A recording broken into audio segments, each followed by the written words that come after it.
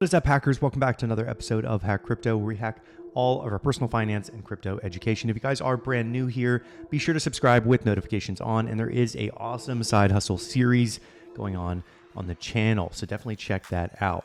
Now, in this episode, I'm going to be unpacking meme coins. If you guys have not been to the channel before, you don't know anything about me, I've been in the space since January 2013, so 10 years I have been in this space. And a lot of newcomers have come over the last few years. And of course, I always welcome everybody with an open arm and open mind. There is a huge misconception around meme coins. So I wanted to give a roadmap of exactly what successful meme coins do and what that means for you, because there is a lot of hype going on right now. And this is pretty traditional. This is what goes on in the midst of bear markets, because people want to accumulate your Ethereum, your Bitcoin, whatever top tier asset you have. The meme coins are there to vacuum those up. 99.9% of them will vacuum those up and dump on you. But there is a path that some meme coins take that actually do generate utility in the long term around hype cycles and everything.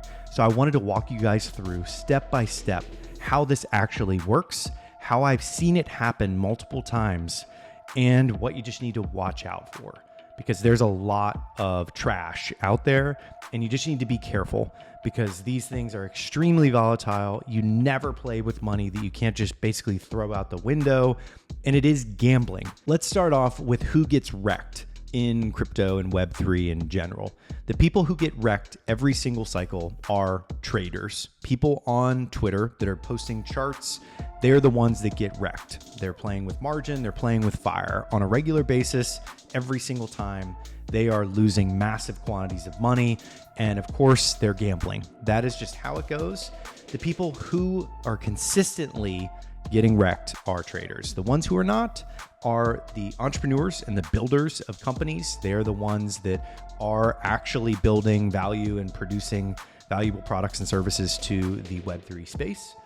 And the hodlers, the people that hodl the top tokens that have survived the tests of time. They have good communities, good things are being built on top of them, merchants are accepting them, and it is a hodl game. So those are the three buckets of people that you need to take away from this video. If anything, the people that are swing trading and doing all these day trades, they get wrecked way more than you can imagine. Not what you're seeing on Twitter. They're the ones that get wrecked. More traders than I know have left the space because they just lose everything because of the volatility and just trading with fire, essentially. There are a ton of meme coins that have been DMing me over the last month or two, but I only want to talk about 5 today. And this is just because these are the ones that have somewhat produced enough hype to start generating some utility. And this is what I'm going to unpack. And the ones that I'm starting with, of course, are Pepe. Pepe was a meme that was created many, many years ago. It floated around the internet and it has stuck around for many, many years. And all over Telegram, you can use GIFs that are these sort of funny frogs. And it is a very community-driven meme. And what that means is if you go on Reddit or you go on 4chan or one of these forums, you'll see people literally just communicating in memes. And this is just a form of communication that a lot of people like to use. It's funny, it's playful, and it is quite enjoyable to communicate with. I've used it many times. I use them on a regular basis, and I think it's a really powerful meme. And people don't really understand that there is a method of communication that comes with this. There's humor, there's emotions, there's things that you can communicate through these memes. And I think that that is something that a lot of people discount. Mong is another one that is up and coming, and a lot of people are talking about that. Ben token, like a DAO that is focused on guys named Ben. I know Ben doesn't have anything to do with that token whatsoever, but he talked about it, and I saw it, did some research on it. I saw other people named Ben talking about it. And these are just funny. These are funny, meant to be funny in the initial days, and people are gambling.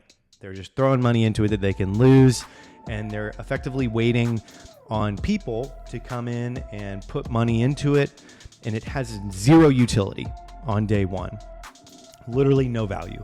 People are all dumping money in, and you are waiting for that value to increase because other people are feeling FOMO. They're feeling the fear of missing out. They want to get rich, and everybody's putting money in, and people are dumping on new people as they come in.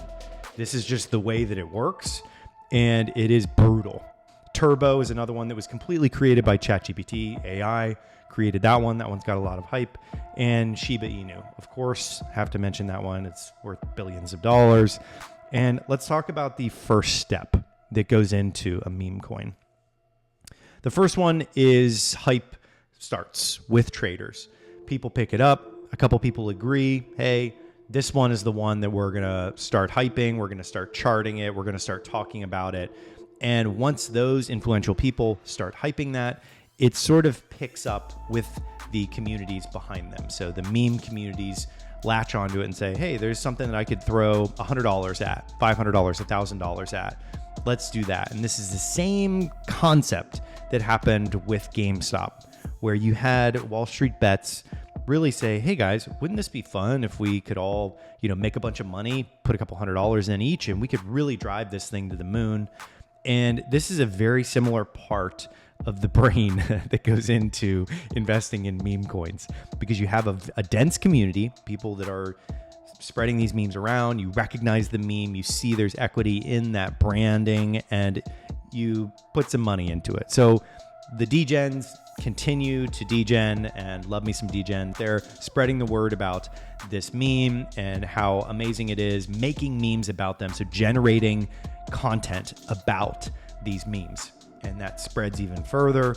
And then people are sharing that, and they are getting involved because memes are one of the most shared things on the internet. I mentioned before, memes are a way of communicating. So if I put a funny meme out, people are going to share it with their friends, get it all over the internet.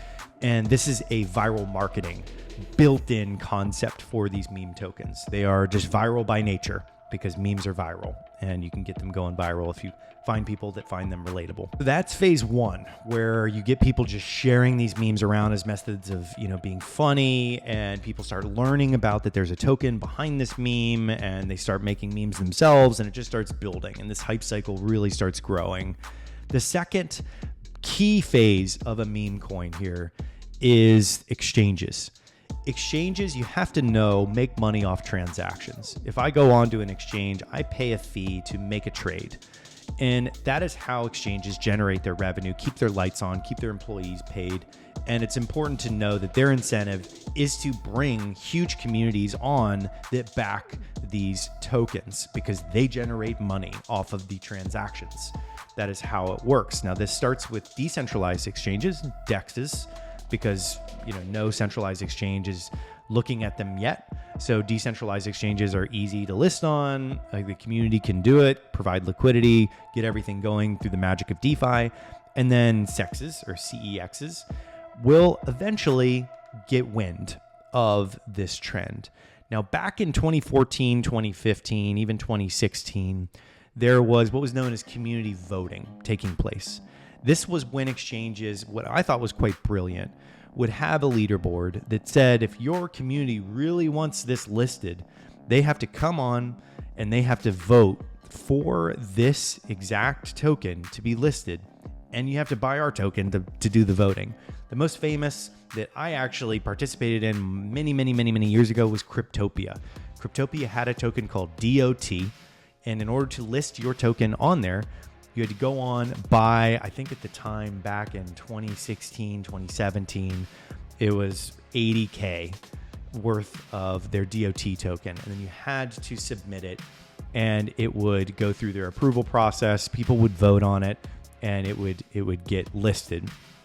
So it was a mix of pay to play and voting and all of that. So a really incredible way of bringing exchanges to the forefront through this voting concept into these communities. And that kind of died off. Binance kind of did it back in the day, but it was a way to really bring all these communities in. They want to know where these communities are so that they can generate transaction volume on their exchange. And once one falls, these centralized exchanges, many follow, and the hype needs to be strong.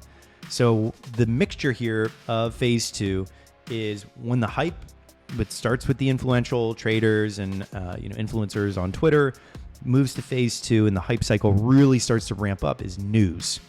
A lot of news starts picking this up. You have your Cointelegraph, all these different companies talking about it because they want those clicks. Everybody wants attention. Everybody needs attention to generate revenue. So you have the news talking about these memes. You have the exchanges listing these meme tokens. You have influencers then picking it up because they see the news and they see exchange listings and they see that there is just more and more and more traders getting involved in it. And it builds, it compounds onto it itself. And what you have then is a move into phase 3. And this is kind of after the tier 1 exchanges have listed it, like the Binances of the world. And you have all these people coming from these different exchanges, trading it, just actively gambling on it on a regular basis. And still, there's no value, like literally no assigned utility to this. It is literally just people come in, they get dumped on, and then people can leave or reinvest and then dump. It's just this chaotic situation. And that is what exchanges love because they generate a lot of transactions off of that chaos. But phase 3 here is the most important. This is where merchants and businesses start to catch wind. They see the news. They see all these people talking about it. They see all of this hype going on. They see these huge name exchanges listing it and really just talking about it. Then you have situations like OpenSea coming out and saying, whoa, Pepe is a trend. We need transactions. We need usage. So we're going to let you purchase NFTs on our marketplace with Pepe. So boom, that is the bridge. There's a bridge that takes place between that phase of tier 1 exchanges and exchanges listing this, the hype's continuing with news through the cycle of all these news media outlets and everything. And that bridge, very few make it across that bridge. That jump between the exchange listings into merchants accepting it is the make or break moment. Most of these will not. They just run straight down to zero. But it's very important to know that that phase is the make or break. Up until that point, you're straight up gambling. You're just gambling with other traders on these different exchanges. The exchanges are getting nice and juicy profits from people hyping this thing up. They're probably hyping it up, creating content around it to drive people into their exchange, similar to the voting that was taking place back in the day. And once the merchants start accepting it, they want to ride that wave. They want to sell their products and services to this, kind of wildly rampant community of people that have all of this, value locked into these tokens. And once that happens, you have the OpenSea situation. You have e-commerce stores selling merchandise for it. You have all of these unique merchants accepting that meme token. And the great example of this was Dogecoin. And Dogecoin is the most well-known, legendary, meme coin out there. And this is like a really powerful one because you had Robinhood listing this one. And it was so impactful that you had just a vibrant community of people. And when Elon bought Twitter, people just attached it to Elon. And the idea that he would add it to Twitter as a payment rails is just this ongoing utility talk and thinking about what that looks like. So that's literally baked into everything else that Doge does, where people accept it on their e-commerce stores, on all their different platforms and things like that. There are a ton of people that accept Dogecoin. I remember Mark Cuban talked about accepting Dogecoin, and he did with the Maverick Stadium. And there's just incredible things that happen once that bridge is crossed.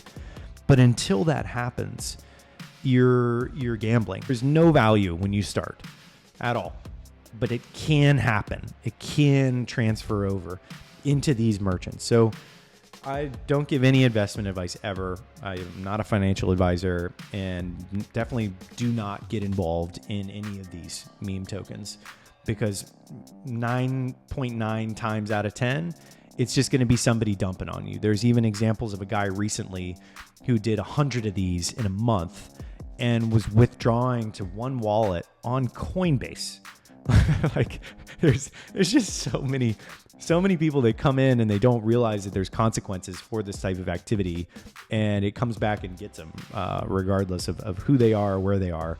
And I just can't emphasize enough that the probability of long-term success is so low that you just shouldn't get involved. And that sounds bleak, but as somebody that's been in this for now a decade, I've seen hundreds of tokens that I've invested in go to zero. Hundreds, tens of thousands, if not hundreds of thousands of dollars wasted on these meme tokens and just Litecoin fork. And that bridge never got jumped. It never got crossed. There was never utility added, and it never got executed on. And it is a hard game to play when it comes to adding utility to a token like this. And you have to get people to accept it. And if you can, great. You have standing, long-term standing ability, but otherwise you are gambling and it's going to run to zero. So most 99.9%, once again, go to zero. And it is a hype cycle that goes up and then down. People have captured your ETH and your crypto for the next bull run so they can sit back, hodl, and vibe, just like it says on all these meme token websites. They are the ones taking your valuable assets and sitting on them and vibing while the bull run comes. So don't get fooled. It is not a game that I recommend playing at all. They're very fun to research and do your own research 100%, but you will get wrecked. And it is very rare to make a ton of money off of these things. People do win casinos all the time. They gamble. And if you're going to do it with money that you just can completely throw away. And that is this video. I hope this helped give you guys the exact roadmap to how these things actually stick around, because everybody imagines all these meme coins are just going to stick around forever, but they don't. They go to zero. And it's important to know that. But that bridge is the one that you really need to keep in mind of, is when utility actually gets triggered, when products and services are utilized through that token. And that's it for this video. Slap a like if you like this video. If you guys are from one of these communities, Pepe, Mong, Ben, Turbo, or Shiba Inu, definitely drop a comment. Let me know your thoughts on the utility that your meme token provides the world with. And I will see you guys here on the next episode of Hack Crypto.